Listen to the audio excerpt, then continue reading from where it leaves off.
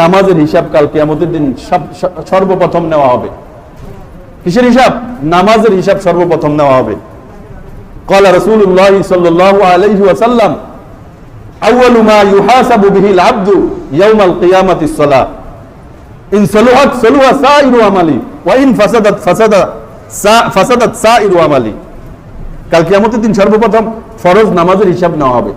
যার নামাজ ঠিক বলে গণ্য হবে তার সকল ইবাদত ঠিক বলে গণ্য হবে, আর যার নামাজ এর মধ্যে ত্রুটি থাকবে, যার নামাজ না থাকবে, যার নামাজ ঠিক হবে না, তার সকল আমলগুলোকে বেঠিক বলে গণ্য হবে।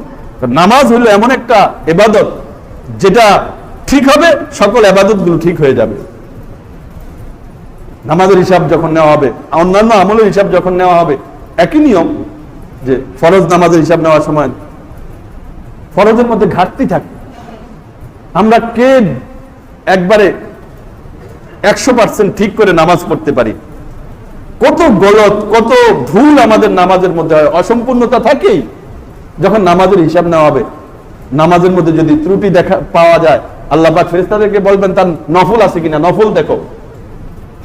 যদি নফল পাওয়া যায়, ওই নফলের দ্বারা তার ফরজের ঘাটতিগুলো পুরা করা হয়।